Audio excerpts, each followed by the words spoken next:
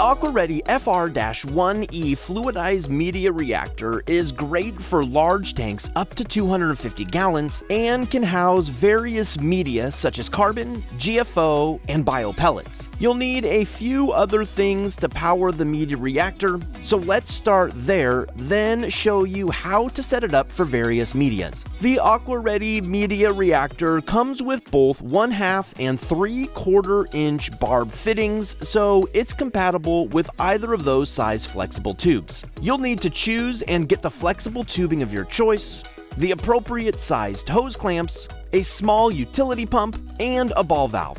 To install the 1/2 inch flexible tubing, we'll first need to switch out the input and output barb fittings. To do so, start by loosening the 6 screws on the reactor lid. Rotate the lid and lift up.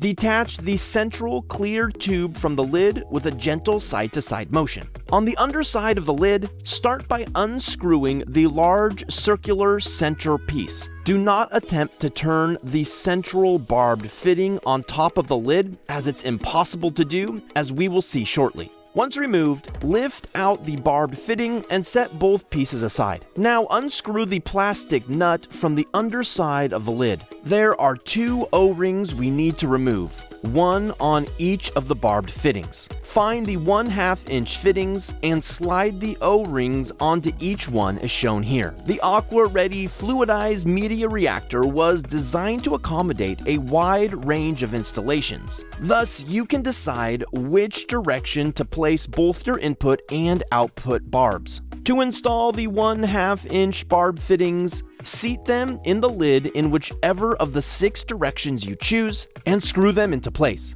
Be sure the nut is used for the output here and the circular piece for the input here. Hand tighten both to make sure it won't leak. To attach the flexible tubing to the reactor, cut the tubing to your desired length and push it onto the barbed fitting. Secure the tubing into place by using plastic hose clamps. To control the water flow through the reactor, install the ball valve to the output line. This will be important if you intend to use GFO inside the reactor. Now let's install the pump to the central input line and secure it with a clamp if necessary. Now is a great time to leak test and rinse the reactor, so let's start by securing the lid to the reactor body. Push the clear central tube into the lid and thread the lid through the screws. Be sure the O-ring is in place on top of the reactor body. Turn the lid, then hand tighten each of the 6 screws into place. Go around to each screw twice to make sure they are tight. Now place the reactor into a bowl, bucket, or sink that's partially filled with tap water and plug in the pump. Be sure the ball valve is completely open. Water should fill the reactor chamber and flow out the output tubing. The 3 possible leak zones are the same 3 areas with O-rings, around the entire lid and around each of the 2 barbed fittings. Let it run for a few minutes and try making adjustments to the flow rate with the ball valve. If there aren't any leaks, great, but if you do spot a leak, turn off the pump and tighten where need be. Now that your AquaReady fluidized media reactor is set up, let's go over how to properly install both activated carbon and GFO. To use activated carbon, start with separating the lid from the clear central tube. Remove the top circular piece of acrylic and the O-ring. Take one of the sponges and push it all the way down to the bottom of the clear tube. Measure out your desired amount of carbon and pour it on top of the sponge. To make sure you don't accidentally pour carbon into the tube, place a finger over the top of it while pouring it into the reactor body. Place the second sponge onto the tube and push it all the way down to the bottom so it's sitting snugly atop the carbon. Grab one of the 2 sponge holders and place it on top of the sponge. Secure the sponge holder in place with one of the O-rings.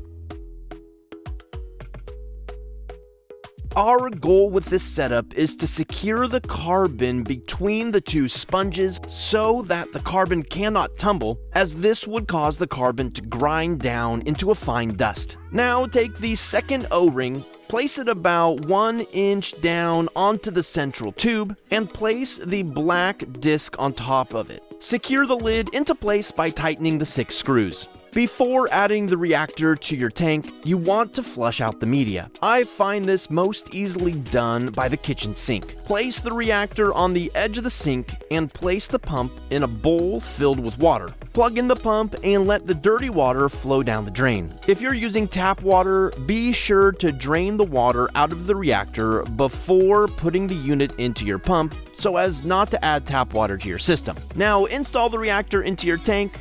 Be sure the ball valve is wide open and plug in the pump. Installing GFO is a little different, and here's how. Just as with the carbon, put one black sponge over the central tube and push it to the bottom. Place the sponge holder on top of the sponge and secure it into place with an O-ring. Place a finger over the tube and pour in your desired amount of GFO. Since we want the GFO to tumble, unlike the carbon, we are going to install the second sponge at the top of the reactor body. Place the second O-ring about 2 inches down onto the tube and place the sponge holder on top. Now place the sponge on top of the holder and the circular black strainer on top of that. Secure the lid to the reactor body by tightening the 6 screws and bring it over to the sink for rinsing. Before plugging in the pump, close the ball valve about 3/4 of the way. We don't want water rushing into the reactor this time since the GFO is not held in place. Plug in the pump and adjust the ball valve as needed to get gentle flow through the reactor chamber. Once it's fully rinsed and the water is running clear, unplug the pump and place the reactor into the sump. Plug in the pump and adjust the flow rate until you get a nice, gentle tumbling motion like you see here. For more great AquaReady products, visit us at getaquaready.com.